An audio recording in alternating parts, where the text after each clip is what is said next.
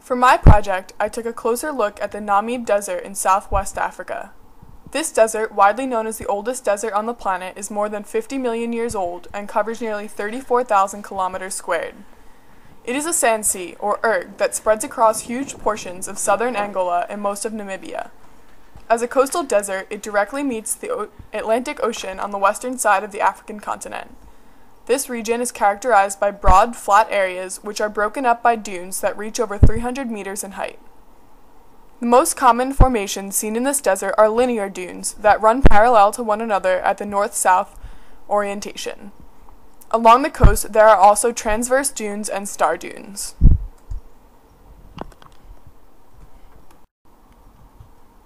What makes this desert so interesting is the fact that while many deserts display one type of dune, the Namib has several different formations.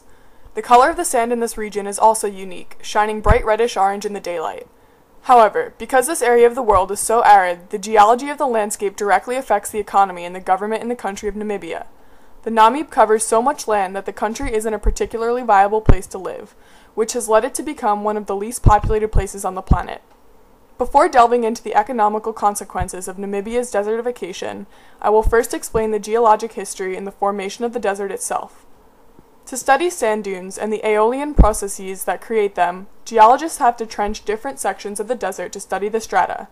By doing this, one can identify different layers and structures and age the dunes. We can assume by the fact that the oldest dune seems to be about 5,000 or 6,000 years old, that there was a complete turnover of all of the sand sediment around the time of the Holocene.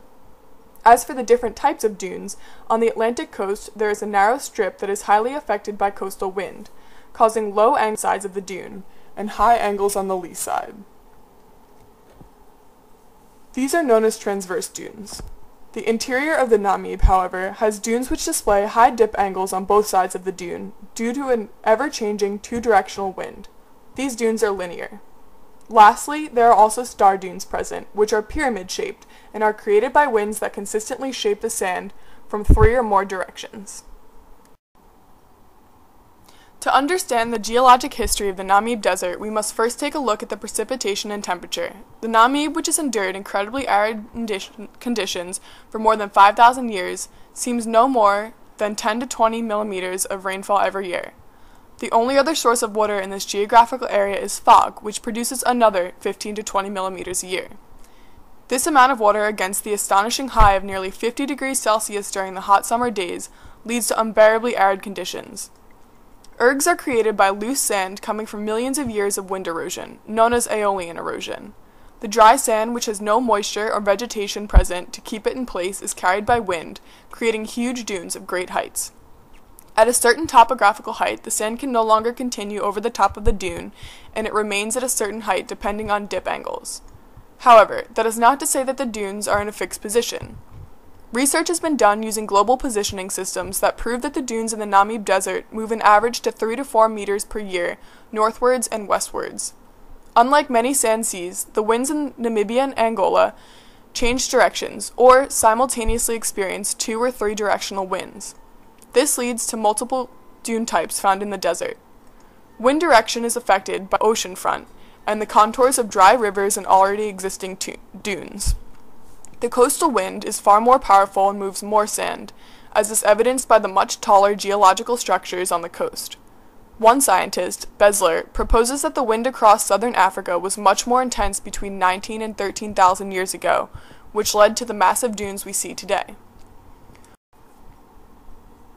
Most of the Namib platform is composed of Precambrian rocks and consists of mica schist, gneiss, quartzite, and marble that have been aged around 500 and 550 million years ago. These rocks are folded and have been encroached by Precambrian igneous rocks such as Salem granite. During the Triassic and Jurassic times, basaltic dikes formed on the linear ridge of the platform.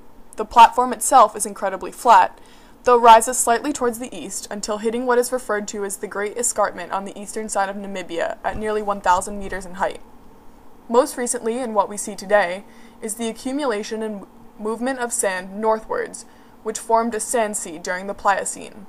Around this time, there may have been a pause in the movement, though the tertiary dunes could have become active again during the Pleistocene. The origin of the sand is attributed to 3 different places: deposition from the Orange River, vast flooding from the Kusib River along with beach sands from the west, and red sand coming from outcrops of sandstone seen in the interdunes. The sand deposits are described as being relatively uniform, medium-grained, well-rounded, and well-sorted.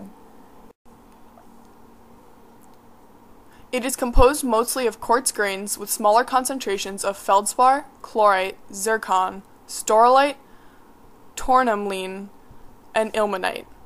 Today one can see ripple marks, which occur on the lee side of the dunes, as opposed to the windward side, which has flatter, smoother surfaces. The steep slopes occasionally experience avalanching and slumping, in which sand grades fall at a rapid rate.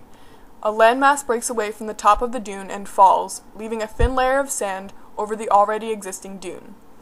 In terms of the famous color, the striking red hue of the desert is attributed to the oxidation of iron on the oldest grains, seen internally in the desert. Because we've already mentioned that the arid condition of Namibia makes the country a difficult place to live in, one can assume that the economy must be struggling. This would be the correct assumption. Namibia has a mere 1% of arable farming land, which sustains nearly half of its population. One might be surprised to hear this, yet the population of Namibia is only just over 2 million people. To give one an idea of how small that population really is, the population of New Jersey is over 4 times that size. Unemployment abounds in Namibia, as the desert makes it impossible to support any sort of business. Over 50% of Namibia is unemployed as of 2008, and half of the population lives under the poverty line, on the equivalent of $1 a day. This has caused Namibia to latch onto the economy of South Africa, which is evident in their currency exchange rate. 1 Namibian dollar is equivalent to 1 South African rand.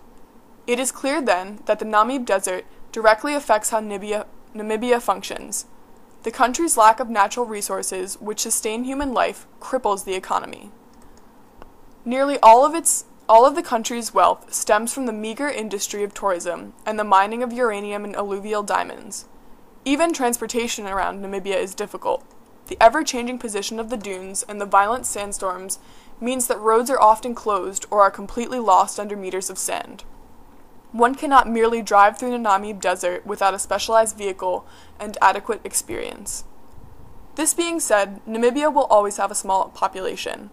As it is the oldest desert on the planet, the Namib does not seem to be making any sort of move towards becoming a new climatic environment. Namibia will have to continue on working on advertising its great natural preserves and beautiful sights. It is clear, however, that the economy is slowly failing, and life is not easily sustainable in such a desolate region. As one who has been lucky enough to see the great dunes of the Namib Desert, however, I can't highly recommend enough the destination. To visit this desert is to see beyond the human impact on the global environment. The sand sea swallows nearly everything up. Nothing in its path can survive, from the great escarpment in the east to the Atlantic Ocean at the west coast. The different dune types and its beautiful red color make the Namib Desert something truly unique to this planet.